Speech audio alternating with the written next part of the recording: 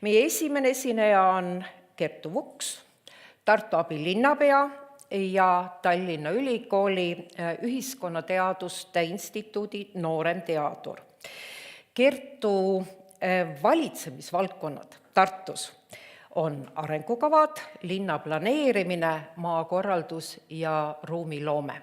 Kertu, ole hea.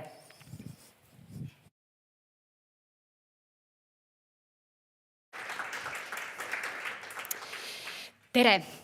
Aitäh sissejuhatuse eest. Viin teid nüüd siit akadeemilisest maailmast natukene rohkem omavalitsuste maailma. Ja alustan sellega. Kujutage ette. Vallavalitsuse saal. Kolmapäeva õhtu. Laual on ettepanek arendada uut tööstusparki. Otsus, mis võib tuua piirkonda investeeringuid, töökohti, maksutulu ja arengu. Aga samal ajal ka rohkem liikluskoormust, müra, suurema keskkonnamõju. Tähtaeg on 2 nädala pärast. Arendajad ootavad, aga kogukond on mures. Eksperdid ütlevad, et analüüsida on veel vaja ja keegi peab otsustama. Sellistel hetkedel ei ole tegelikult küsimus ainult selles, mis on õige. Küsimus on, millistele teadmistele me päriselt otsust tehes toetume. Ja veel olulisem, kas need teadmised on sellel hetkel üldse laua taga? Ma olen töötanud aastaid avalikus sektoris ja olen näinud neid erinevaid hetki üsna lähedalt. Küsin huvi pärast saalis olijate käest, kui paljud teist on kohalikus omavalitsuses töötanud, kas või lühikest aega. Mõned üksikud käed, aga siiski. Ma toon alustuseks ühe näite. Valda, kus töötasin, taheti rajada mobiilimasti. Maapiirkond, kus inimesed kurtsid, et levi on halb. Aga meil ei olnud enne otsuse tegemist piisavalt kiirelt tehtud põhjalikku analüüsi, kui halb see levi siis ikkagi tegelikult on. Ja siis tuli avalik arutelu. Pool saali ütles, meil on seda vaja, kas või selleks, et hädaolukorras kiirabi kutsuda. Ja teine pool ütles, see on ohtlik, me ei taha seda. Ja aus vastus on, meil ei olnud toona neile teaduspõhist vastust anda. See lugu ei ole erand. Eestis tehakse väga suur hulk kestlikkusega seotud otsuseid kohalikus omavalitsuses. Planeeringud, haridusvõrk, ühistransport, energia, jäätmed ja nii edasi. Need ei ole abstraktsed poliitikad. Need on otsused, mis mõjutavad nende kohalike inimeste igapäevaelu. Ja samal ajal me ju teame, et on kohalik omavalitsus see, mis on inimesele kõige lähemal, aga sageli ka kõige piiratumate ressurssidega. Seal ei ole alati kliimateadlast, sageli ei ole keskmises omavalitsuses isegi mitte analüütikut. Aga ootused on suured. Otsused peavad olema teaduspõhised, läbipaistvad ja kestlikud. Ja samal ajal peavad otsused sündima kiirelt. Ootus on ka see, näiteks, et detailplaneeringute protsessid sujuksid võimalikult kiiresti, aga samal ajal oleks läbi analüüsitud kõik keskkonna, majandus- ja sotsiaalmajanduslikud mõjud ning läbi viidud ka kaasamistegevused. Ja siin tekibki pinge. Teadus liigub omas tempos, otsib täpsust, kindlust, aga kohalik otsustaja ütleb, volikogu istung on 2 nädala pärast. Eelarve tuleb kinnitada. Kogukond ootab vastust. Üks maailm liigub tõendite järgi ja teine kalendri järgi. Üks kardab eksida faktides, teine kardab eksida avalikkuse ees. Mõlemad teevad oma tööd hästi, aga liiga sageli eraldi. Toon ühe teise näite. Tartus oleme palju tegelenud sellega, et kortermajad saaksid renoveeritud.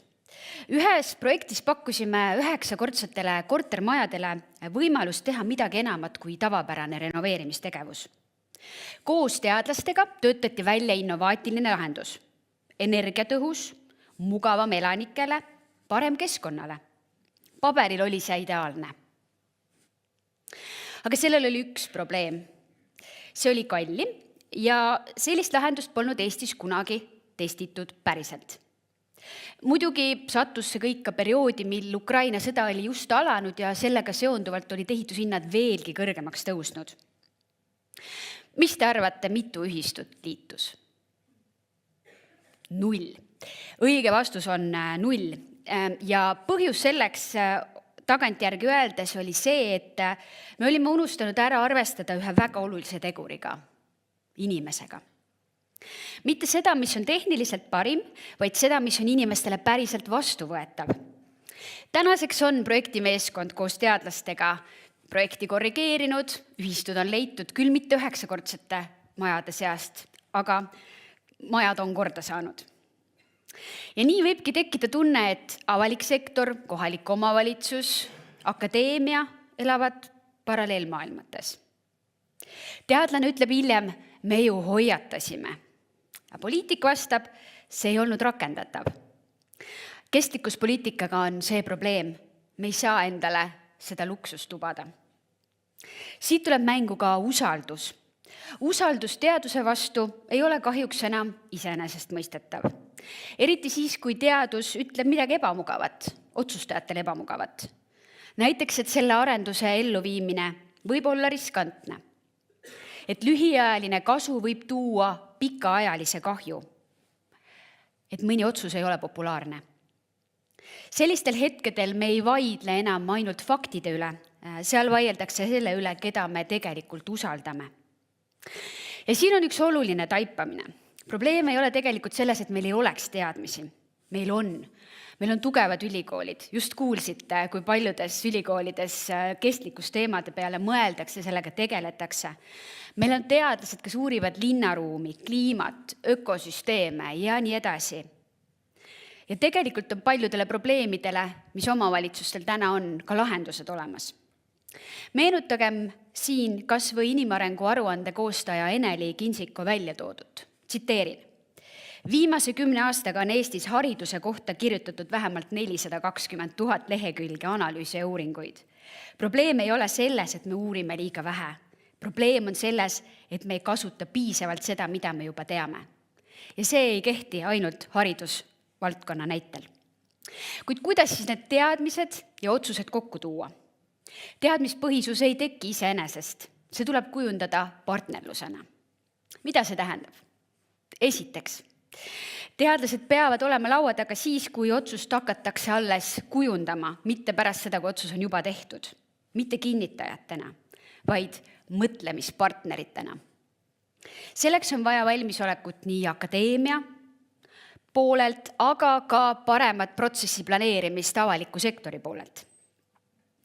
Toon ühe näite, kus tegime teisiti. Koostöös Tartu Ülikooliga on meil käimas üks hästi põnev linnaruumi projekt Rohering, millest võib-olla olete kuulnud. Projekti eesmärk on tõsta linna looduse elurikkust, moodustada terviklik rohering ja mitte nii, et teadlased on kaasatud alles kusagil lõpus, kui tulemusi hakatakse analüüsima, vaid algusest peale. Me katsetasime ja katsetame siiani linnas lahendusi, mis ei ole inimestele alati harjumuspärased. Vähem niitmist, rohkem metsikut linnaruumi. Ja oleme ausad, see ei meeldi kõigile. Mõned linlased ütlevad, et linn on hooldamata ja kole. Aga samal ajal on kõige selle taustal käinud uskumatult palju teadustööd, bioloogid, ökoloogid, sotsiaalteadlased. Ja täna ma tunnen, et inimesed hakkavad tasapisi mõistma just ka nende uurimistulemuste tutvustamise valguses, miks me neid muutuseid teeme. Ja seal ongi vahe, kas teadus tuleb otsuse juurde hiljem või sünnib otsus koos teadusega. Teiseks, me vajame ühist keelt. Kui teadlane räägib tõenäosusest, siis poliitik küsib jah või ei. Siis keegi peab tõlkima. Teadmine peab olema otsustajatele arusaadav ja laiemale avalikkusele läbipaistev. Ja kolmandaks, koostöö ei saa olla ainult projektipõhine. Jah, siin taustal näete te erinevaid toredaid näiteid linnaruumi projektidest, mis oleme Tartus erinevate ülikoolidega koos teinud, kuid väidan, et projekt saab olla hea koostöö selliseks esimeseks tõukavaks jõuks, millest kasvavad pikaajalised partnerlussuhted. See koostöö peab olema püsiv suhe. Kui kriis tekib, on juba hilja hakata otsima seda, kellega koos seda lahendada. Ja tegelikult meil on Eestis kõik need eeldused olemas.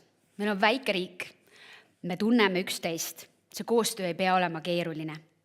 Küsimus ei ole selles, kas see on võimalik. Küsimus on, kas me otsustame seda koos teha. Ja lõpuks, kas teadmispõhisele otsustamisele on alternatiivi? Muidugi on. Me võime teha otsuseid lühiajalise kasu põhjal. Me võime loota, et tehnoloogia teeb hiljem kõik asjad korda. Me võime otsustada intuitsiooni põhjal.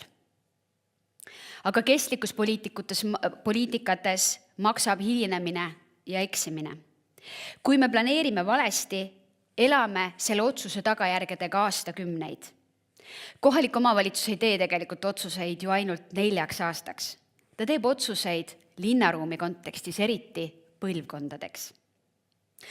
Pöördume tagasi selle valla juurde, kellest ma alguses rääkisin. Küsimus ei ole selles, milline otsus tehti selle tööstuspargi rajamisega, vaid selles, kas teadmine ja otsustamine olid samal ajal samas ruumis. Sest kui nad ei ole, siis me ei tee teadmispõhiseid otsuseid. Me lihtsalt tasakaalustame juhuslikult. Eesti tugevus on alati olnud koostöö, aga me ei saa endale lubada seda, et teadmised on ühes majas ja otsused teises. Kestlikkuspoliitika ei sõltu ainult seadustest. See sõltub sellest, kas me valime olla partnerid nii kohaliku omavalitsuse kui akadeemia poolelt. Mitte paralleelmaailmad, vaid üks ühine reaalsus. Aitäh!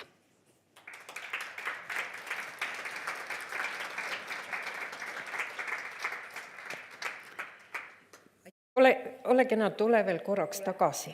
Ma annan väga kestliku väikese kingituse. Seal sees on ka väike vautšer, millega sa saad Tallinna Ülikooli kirjastusest midagi endale lunastada, mis meeldib. Aga aitäh selle ettekande eest. Aga ma ei saa ikkagi jätta küsimata, et kohalike valimiste eel tundus, et Tartu linna põhiküsimus on, et kui pikk on muru, kui pikk saab olema see muru sel aastal, sel suvel? Muru saab olema väga erineva pikkusega erinevates kohtades ja oleme seda ka nendele murelikele linnakodanikele öelnud, et Tartus jagub ruumi kõigile. Tegelikult need roheringi projektialad võtavad umbes 12% ainult linna rohealadest enda alla ja oleme tõesti tegemas tööd selle nimel, et inimesed näeksid ja mõistaksid neid linnaruumis tehtavaid muudatusi ka just teaduspõhisuse vaates. Miks me neid teeme? Milleks see hea on? Kuidas see meie tuleviku Tartut paremaks teeb? Aitäh sulle! Aitäh!